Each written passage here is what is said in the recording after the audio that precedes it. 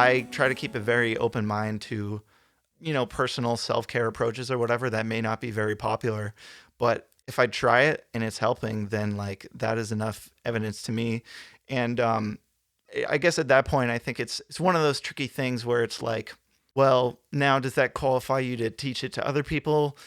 Maybe That not, yeah, that's a whole other thing. Yeah, I love there that one too, though. there are some situations where advice does kind of apply universally, and like I try to be conscious of those things. And if something has worked for me, I would kind of want to research if it kind of works in general or if it's just a fluke, Mm, because otherwise you just kind of start advising people as if they're yourself instead of, how you would advise anyone. Yeah, we covered this on the Four Agreements one, right? A little bit, just the idea that like how you portray the information really matters as much as what you try to convey. Like especially when it comes to self-help or spiritual or anything that has to do with kind of that self-discovery, having a pretty good estimation of how universal it is versus how universal you want it to be or feel yeah. is important. And sometimes like erring on the side of anecdotes is important, almost as just an implicit disclaimer the entire time. That Yeah, and what's interesting too is that there are some people who have a harder time absorbing that information in universalities. I'm one of them. No, I mean, we talked about that a bunch too. Like I've always struggled with that. I get Yeah. very critical when I see things portrayed that way, and it's just something that is in the way that I look at the world. But yeah, it's tricky. But like I'm someone who gains a lot of edification and a lot of insight out of metaphor. Mm. And I think that that's like as close to a artful use of universal language as we can get, at least in terms of prose writing and poetry and parable narrative stuff, So Yeah. I get a lot out of that. Mm. And I guess I get less out of, like, as much as I give experiential testimonies that are like specific to my life and my feelings and my struggles and my accomplishments and whatever, I prefer metaphor. Yeah. There's fun freedom to But I that. don't tend to like speak in parable, I'm pretty bad at coming up with them. But there are people who don't really enjoy metaphor that much. There are people who really like, not necessarily scoff, but just like find too much of, I shouldn't say too much, but like value their own connection with their own experiences to the extent that hearing a different experience doesn't equate to what they're going through. And I think that's like, that can be a lack of imagination in some cases, where like that the purpose of parable, the purpose of metaphor, the purpose of myth is that we can tie a broader story back to the specifics of the human experience. Mm. Personally, I think that that is the blessing of art, and the whole purpose of using metaphor in art is to make the consumers of art aware that they're not alone. Yeah. So for me, sometimes I wonder, well, what do the people who aren't as receptive to that universal language, do they want to be alone? Like, do they want, and that's not how it sounds, but like, do they want their experiences to be more significant, so significant, in fact, that universal language, a universal example, or an example that tries to be universal, That's a good doesn't touch their experience? Yeah. I wonder about that sometimes. I like that. I almost think about that with like, for instance, like someone who would particularly enjoy experimental music, or like the thing they like about music is like the weirder the better. Mm. I still feel like that sort of art is like, it's a way of feeling seen, but without feeling like it has to be your way. It's like it's a universality of non-universality. Yeah. It's like I relate to this because I don't relate. Yeah, that's interesting. Well, maybe it's that the human experience exists as much at the nexus of mind and body as it does the nexus of the body and the world. You know what I mean? Like maybe it's that you have this irreconcilable difference between how you feel and how you're supposed to feel, or how you feel, and basically you can't make all your pain mean something, or you can't make whatever boredom or whatever sense of wandering you have mean something. And so there's that twofold thing where you like, I don't know, you want to relate to those perpetual outsiders, where you want to feel that it's cast you so far out that like, yeah, it means something. Or fuck, what was the last thing? I had the last point right there. Motherfucker. Joel, help me out. It was so close, dude. I just zoned out at the last second. There was a cogent point when I started it. Say those last few things again. Oh, they're gone. Oh shit. Yeah.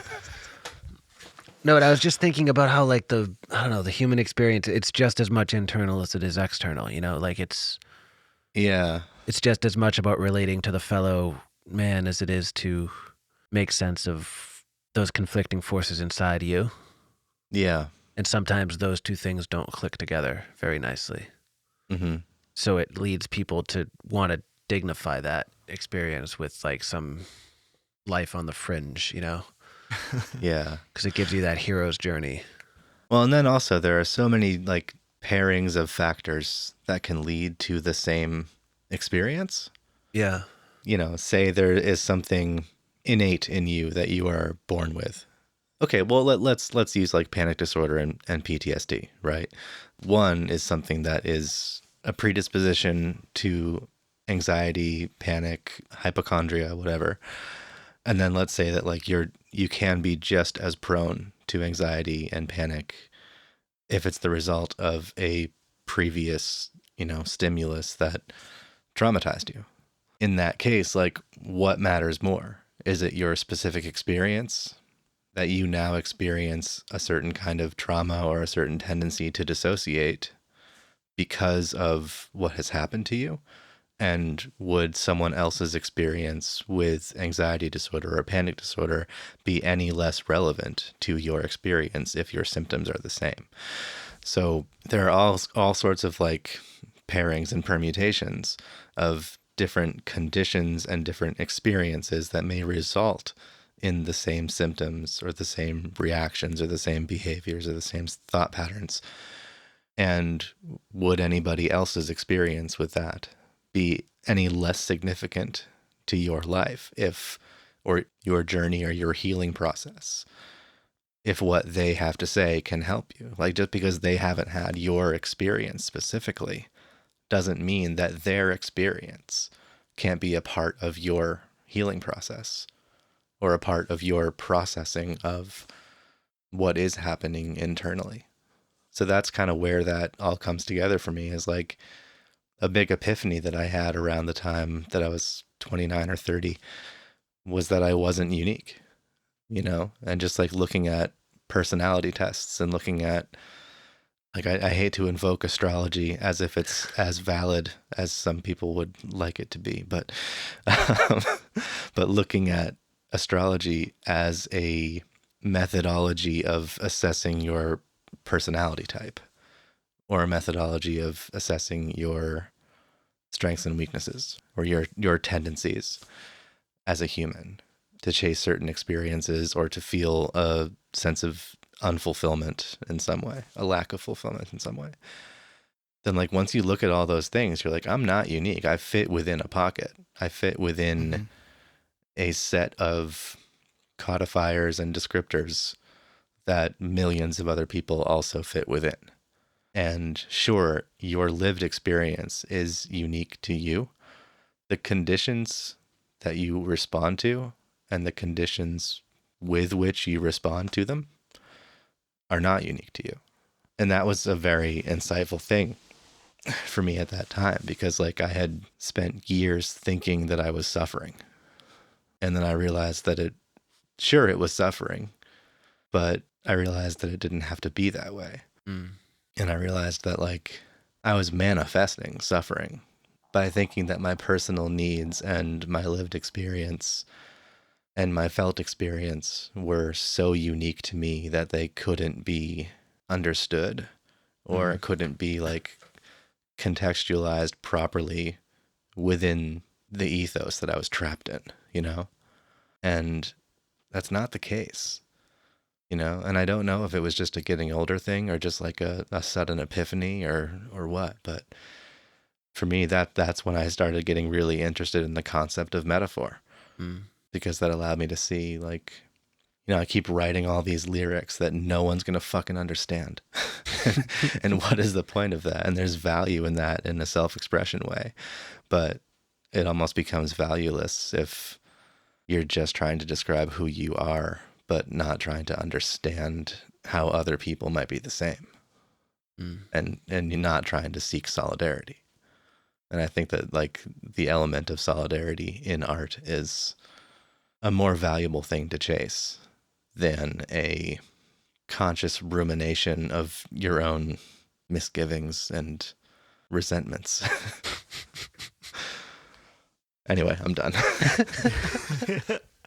Yeah, I think there's like a connection thing that happens. I think of social connection a lot as like I don't know how true it is when people say like we're a social species, blah blah blah, but like to think the answer is to be completely alone when in reality it's like the answer is to connect in some way. In terms of like I don't know, feeling part of something spiritual or something like that. And I also feel like what you said about realizing you're not unique is something very relevant to the body mind thing as well, because I feel like it's important to remember like we're all the same species and are like we are evolutionarily designed in a lot of similar ways. So there's things you can learn from that.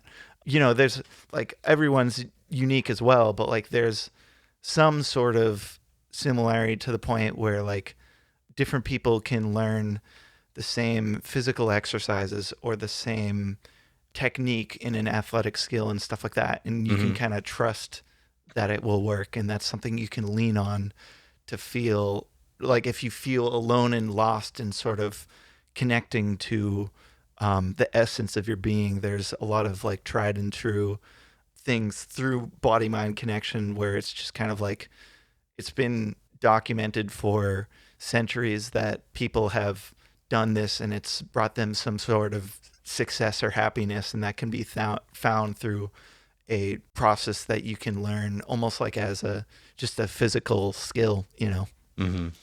Yeah, that's where I think we start putting too much of a premium on the idea of uniqueness, especially when we're young. I've had the same experience with it where at a certain point it's I don't know, it's like the only thing worse than your pain is the idea that you might just kind of be broken, as much as it's comforting in that emo way to go around saying like I'm broken, there's a dagger in my fucking chest. Like Hmm. that serves its purpose, especially at certain points in your life. But the only thing scarier than that is the notion that somebody might have just cosmically fucked up and this is Mm. just how you came out. Because then it Yeah. means nothing and it sucks. And that is the worst. Why the hell would you want to live like that? So I completely Yeah. get it. I lived like that forever, but it's like the older I've gotten too, I've realized like it's we're putting the wrong emphasis on the wrong kinds of uniqueness, you know? Like we're Yeah. walking into like a paint store and saying like I don't see the same 7 colors or whatever, and forgetting that we just have to go home and kind of make a picture. We can buy the same fucking paint as everyone else. We're going to go home and do something entirely different with it.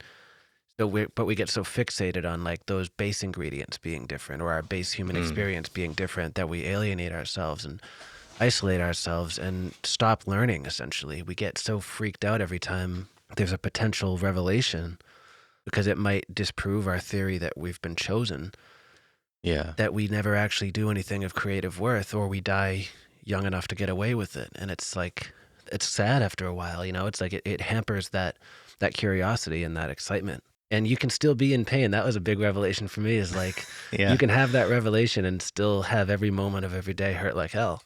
Yeah. So free at last. Well, and I want to be clear when I say we're not unique, our lived experience is certainly unique to us. Mm. But I think the emotions manifested through that lived experience is what is not unique to us. Yeah. And we all sometimes what hurts the most is that we all have the responsibility to respond to our lived experience in a way that will kind of right the ship. And not everybody has an equal opportunity to respond to it in the healthiest of ways Mm. or in the most proactive or productive of ways. So it definitely becomes, there's a lot of inequity to that. But yeah, I mean, we all have that responsibility, I think. Like I was telling Matt a few months back that I think this coming Thanksgiving, I'm going to do absolutely nothing, because no matter what, I always get really bad anxiety on Thanksgiving, and I don't know where it comes from. So I'm not going to sit back in that situation, having felt that year after year, and say, whatever, I'm not unique. I'm just going to go through the motions like everybody else does.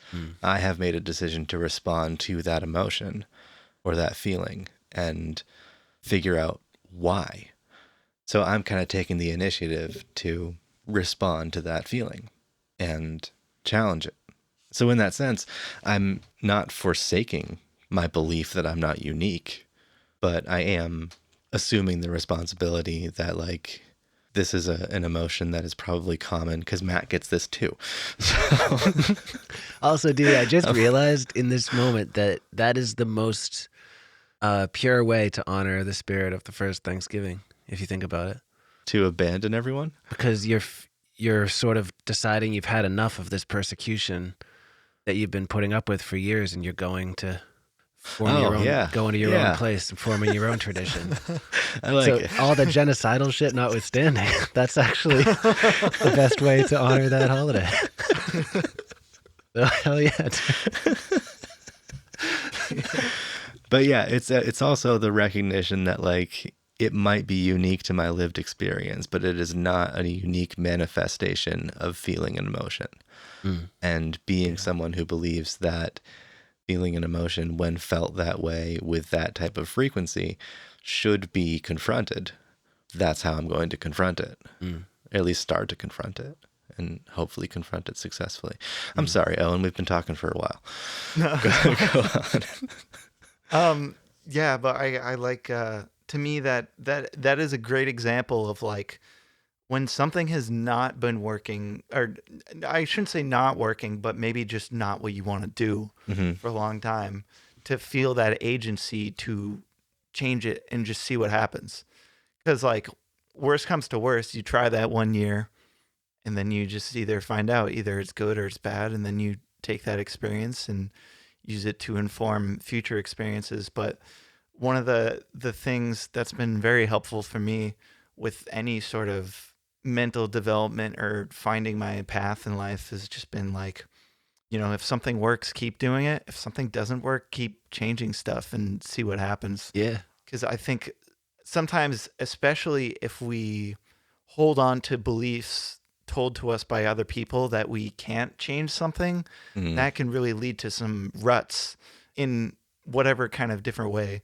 You know, whether it's making a pre-existing sort of challenge worse, or just creating a challenge that didn't even need to be there in the first place. Yeah. So I'm a big fan of questioning things and keeping that open mind to just, like, be willing to just try mixing it up and, like, questioning habits that we've been used to for a while if they're just kind of not quite sitting right. And then I feel like I approach life with a lot of, I'll try something one way, and then I'll kind of try it the opposite way just to see, like, what's the difference. And then you kind of learn this, like, moderation in all different areas of life. And I think that's also something that can be validating to people who might not understand why they may go through certain phases of, you know, indulgence, or just, like, a few years in their life that were just really extremely,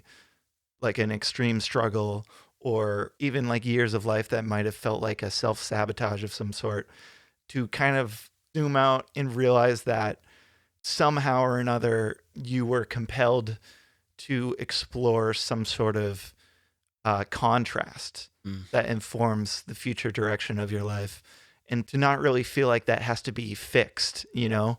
Because that's one thing I learned in terms of, like, undoing some of the potentially toxic aspects of self-help, is, like, this expectation that, like, you have to always be killing it, and that like, if you're not killing it, that's not productive. But I think, especially when you hear from experiences of people who have had moments in their life where they were temporarily for however many years not productive or not functional or even just unhappy. Like, I don't even want to use those terms because it's, again, treating it as if it's like a problem to fix, but it could just be like maybe it just wasn't how you personally wanted to live. Sometimes people who have gone through that just come out the other side with a greater understanding of contrast of like, that's what it used to be. And now I've like learning the hard way can almost be like the better way to learn sometimes. But there's also a caveat of that I've also been taught is like, don't use that as an excuse to just like purposely self-sabotage to see what happens, you know? Because like that can you can get it into your head of like, and I think that kind of lines up with the whole like people like sort of subconsciously emulating the starving artist archetype, or like I should say the tortured artist archetype, where it's like, oh, like this artist who makes great music, they got their inspiration from their suffering. Yeah. And like feeling like that has to be a part of your life.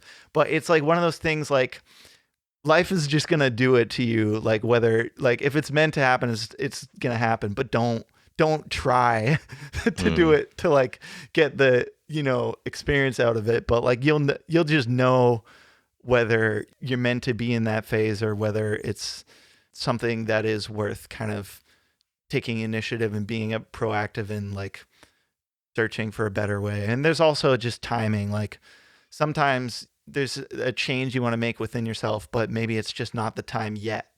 And I think that comes down to a lot of spiritual kind of trust of like just the timing of things is just kind of naturally going to work itself out in the long run, if you see it that way, I guess.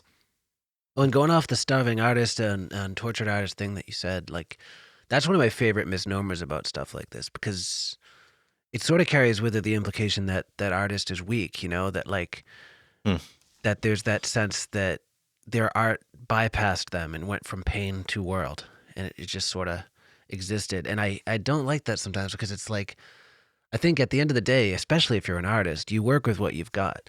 So if you were born into, for instance, my brother just played me a band by Bono's son, who by no means has suffered the same hardship as like Howlin' Wolf, but good fucking band. Like that dude's earning it. He's out there and he's doing it for real, and he's doing it his own way, and that's cool. And he is the son of Bono.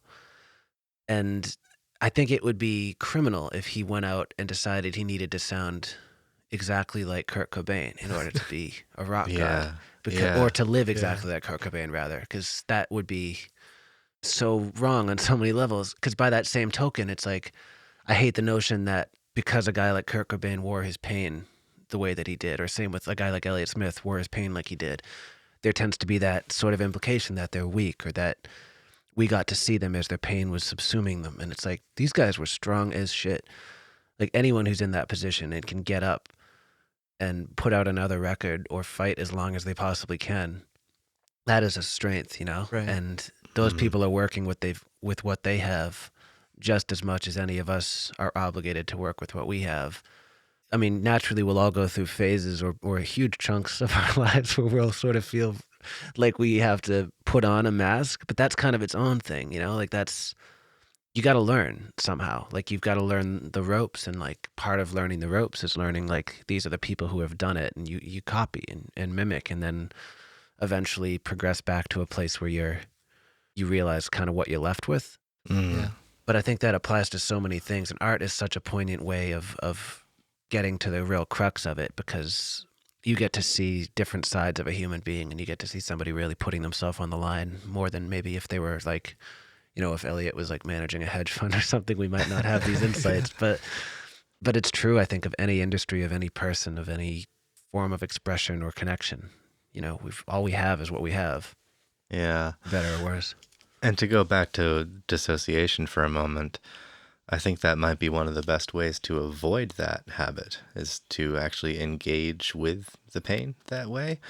And it's a little bit of a different process to engage with the body in a way that assures you that it's not falling apart. But if you're also, you know, actually that's an interesting thought, because to avoid hypochondria, It may just be a matter of getting more exercise. I don't know. Or, to avoid completely falling apart. And honestly, obviously in the tortured artist analogy, this doesn't really work because a lot of them do completely fall apart. But to avoid completely letting your pain subsume you, do you engage with it and then manifest it as art? Yeah. When pain can manifest as beauty, when suffering can manifest as grace, as Ram Dass said, then does that allow you to cope with it better? Does that allow you to engage with it and to live that truth honestly? And to put that honesty into art, I think, is one of the best ways to cope with that pain. Oh, I want to add real quick too. That Yeah. reminded me of just when the pain subsumes you. That is not weakness then either. Like that's not any less honest or any less vital or any less true, just because it finally took you down. That's all. I think that's the other half of that. That sort of when you try to posit that guys like that were strong, or that getting up and putting out art is a feat of strength. There could still come a day when it kicks your ass. There will come a lot of smaller days when it'll kick your ass, and that's totally fine. May I be so bold as to quote Goethe? You may. Human nature has its limits. It can endure a certain degree of joy, pain, and sorrow, but becomes annihilated once that limit is exceeded. It's going on my grave, dude. I like that. That's exactly what I was trying to say.